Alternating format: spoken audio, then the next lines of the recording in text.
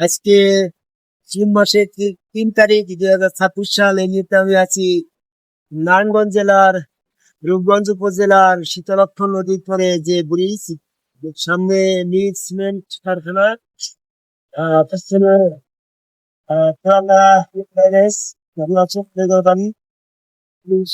নাম ইসাকানি শুধু, এখান থেকে ঢাকা যাওয়া সহজ।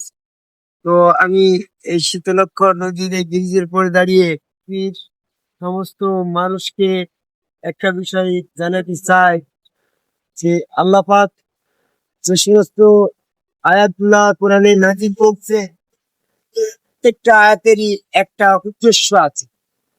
যেমন আদম আলাইহিস সালামকে বেহেশতের ভিতরে সিজদা করে দিল, সেই সিজদার আয়াতগুলা ঘটনাগুলা কোরআনের ভিতরে নাজিল করার তো একটা উদ্দেশ্য আছে। নাজিল করার কি উদ্দেশ্য আছে? যেন এই সমস্ত আয়াতে উদ্বুদ্ধ হয়ে নবীর সাহাবারা নবীতে কেবলা করে আল্লাহকে সেজদা দিতে আগ্রহী হয়। এই আয়াতগুলা জিব্রাইলের মাধ্যমে পাঠানোর উদ্দেশ্য হচ্ছে, জিব্রাইল যখন আদম আলাইহিস সালামকে সেজদা করে, সেই জিব্রাইল ফেরেশতা যখন হেরা গুহায় নবী সাল্লাল্লাহু আলাইহি ওয়াসাল্লামের কাছে ওহী নিয়ে আসছে, তখন সেখানে তো সেজদা দিচ্ছে। সেজদা যদি না দেয়, তাহলে আদম আলাইহিস সালাম যে কারণে সেজদারত ছিল, নবী মুহাম্মদ সাল্লাল্লাহু আলাইহি ওয়াসাল্লামের মধ্যে সেই যোগ্যতা ছিল। এখন যদি সেই যোগ্যতা থাকার পরও যদি জিবরাইল মুহাম্মদ সাল্লাল্লাহু আলাইহি ওয়াসাল্লামকে হেরা গুহায় সেজদা না করে, তাহলে মুহাম্মদের মর্যাদাকে ছোট করা হয়ে গেল না?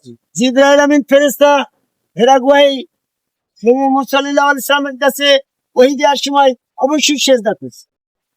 সেই সেজদা যখন ওই পরবর্তীতে নবী সাল্লাল্লাহু আলাইহি ওয়াসাল্লামের সাহাবাদের মাঝে উনি থাকা অবস্থায় জিবরাইল আমিন ফেরেশতা এসে ওহী দিল, তখনও তো সেজদার মাধ্যমে ওহী দিয়েছে।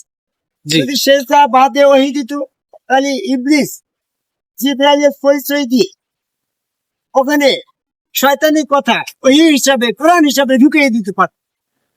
আর ইবলিসের অনুপ্রবেশ ঠেকানোর জন্য জিবরাইল আমিন ফেরেশতা যতবার ওহী নিয়ে আসছে, ততবারই নবী মুহাম্মদ সাল্লাল্লাহু আলাইহি ওয়াসাল্লামকে সেজদার মাধ্যমে। আর এই সেজদার সময় বিতর্ক সৃষ্টি হওয়ায়, সেই বিতর্ক নিরসন করার জন্যই ওই ফেরেশতারা আদম আলাইহিস সালামকে বেহেশতের ভিতরে সেজদা দিছিল। ওই আয়াতগুলো নাযিল হয়েছে ওই বিতর্ক নিরসন করার জন্য। জয় গুরু, জয় গুরু। এইভাবে বিতর্ককে সামনে রেখে আয়াত নাযিল হয়েছে। আয়াতগুলোর উদ্দেশ্য যখন বললো যে ওটা ফেরেশতাদের জন্য, আর কারোর জন্য না।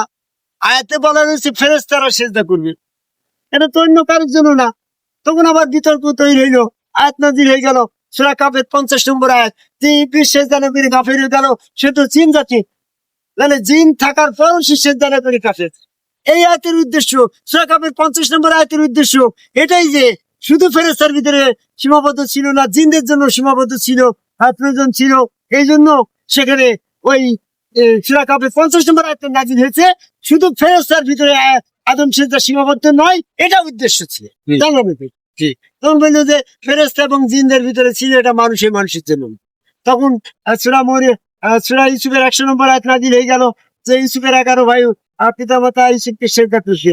এই আয়াতের উদ্দেশ্য, এই আয়াতের নাযিলের উদ্দেশ্য এটা যে ওই সময় ইউসুফ আলাইহিস সালামকে সেজদা করছিল, সেই সেজদার আয়াত দিয়ে নবী মুহাম্মদ সাল্লাল্লাহু আলাইহি ওয়াসাল্লামের সময় মানুষকে সেজদা দেওয়ার ব্যাপারে বিতর্ক তৈরি হয়েছে।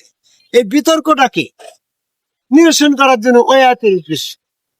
এরকম ভাবে পরবর্তীতে নিজ হাতে কিতাব রচনা করে আল্লাহর নামে চালিয়ে দেয় এই সমস্ত মানুষকে বিরত রাখার জন্য। সূরা বাকারা ৭৯ নম্বর আয়াত সেখানে বললো নিজ হাতে কিতাব রচনা করে যারা আল্লাহর নামে চালিয়ে দেয় তাদের জন্য দুর্ভোগ। তো আমি অনেকটাই বলি যে এই সমস্ত আয়াতের উদ্দেশ্য, যদি আমরা আদম সেজদার থেকে বিরত থাকি এবং নিজ হাতে কিতাব লেখার অনুসরণ করি, তাহলে এই সমস্ত আয়াতের উদ্দেশ্য ব্যর্থ হবে। আর আল্লাহ পাকের আয়াতের উদ্দেশ্য ব্যর্থ হলে তার জন্য কঠোর শাস্তি জাহান্নাম সহজের একটা হলো। এরকম অনেকে বলে যে আল্লাহ পাক নিরাকার, আল্লাহ নিরাকার, এই কথাকে বাইপাস করার জন্য, এই কথাকে মিথ্যা প্রমাণ করার জন্য আল্লাহর হাত আছে সূরা সাদে 75 নম্বর আয়াতে এই আয়াত নাযিল। ঠিক। আল্লাহ পাকের পা আছে সূরা কালামের 42 নম্বর আয়াত দিয়ে এই আয়াত নাযিল। আর এরকম ভাবে আল্লাহ পাকের চেহারা আছে সূরা কাসাস 88 নম্বর আয়াত এই আয়াত নাযিল। 6 দিনে পৃথিবী সমস্ত তৈরি করে আল্লাহ আরশের জন্য বসলেন, আল্লাহ পাকের ধর্ম দেহ আছে। এই সমস্ত আয়াতের উদ্দেশ্য হচ্ছে আল্লাহ পাক নিরাকার নয়, আল্লাহ পাক আকৃতি, আল্লাহর আকৃতি আল্লাহর মতো। এখানে নিরসন করার জন্য আল্লাহ নিজেই মানুষ ভিতরে 6-7-8 নম্বর আয়াত। এই সমস্ত আয়াত দিয়ে এটা প্রমাণ করা হয়েছে যে এরকম আল্লাহ মানব স্রোতে নিজ আকৃতিতে মানুষ তৈরি করে সেখানে নিজের রূপ সেখানে সেজদার মাধ্যমে আল্লাহ পাকের প্রতিনিধিত্ব রসুল তত্ত্ব প্রতিষ্ঠিত করে এই আদম সেজদার মাধ্যমে ইবলিসের ধর্মে পরিণত করে সত্য ধর্ম ইসলাম জাগ্রত করে। এই সমস্ত আয়াতের উদ্দেশ্য যারা ব্যর্থ করা করছে তাদের জন্য কঠিন শাস্তি জাহান্নাম। বর্তমান জামাত ইসলাম মানিকগঞ্জ ইসলাম কাদিয়ানী টুপিবন্দী যুবদের মস্কাটা যে সমস্ত মানুষ আছে এরা আদম সেজদার বিরোধিতা করে কোরআনের অনেকগুলা আয়াতের উদ্দেশ্য ব্যর্থ করতে তাদের কঠিন শাস্তি জাহান্নাম। নবী মুহাম্মদ সাল্লাল্লাহু আলাইহি ওয়াসাল্লাম শেষ নবী এবং পরবর্তীতে আরো রসুল আছে। এই জন্য সূরা আহজাবের 40 নম্বর আয়াতে খাতামান নবী, নবী খতম বলা হয়েছে, রসুল খতম এটা বলা হয় নাই। তাহলে আজকে যারা আমরা রসুলও শেষ এটা প্রমাণ করছি, তারা সূরা আহজাবের 40 নম্বর আয়াতের উদ্দেশ্য ব্যর্থ করছে। আল্লাহ পাকের আয়াতের উদ্দেশ্য ব্যর্থ করার পিছনে বিরত থাকবো। আর সঠিক পথ প্রেরণের পথে যতগুলো আয়াত নাযিল হয়েছে কোরআনে সমস্ত আয়াতগুলা পালন করে আদম করে সেতু করে পছন্দ করে সেই কাছে ফায়াত দিয়ে সেই রসুলের হাত আল্লাহর হাত, রসুলের পা আল্লাহর পা, আল্লাহ বিশ্বাস করে সেজদা দিনি। কোরআনের সমস্ত আয়াতের উদ্দেশ্যরা বাস্তবায়ন হবে, কোন আয়াতের উদ্দেশ্য তার দ্বারা ব্যর্থ হবে না। এটাই একটা সূত্র যে কোরআন আমি অত জানি না, কোরআনের সমস্ত আয়াত আমার মুখস্থ নেই, তবে আদম কবে সেজদাতে সম্বন্ধ সেজদা ভক্তি করবো তো কোরআনের সারমর্ম মেনে নেই। আমার সমস্ত কোরআনের কোন আয়াতের সাথে সংঘর্ষ হবে না নাই। আমি কোন আয়াতের ক্ষেত্রে অপরাধে শাস্তি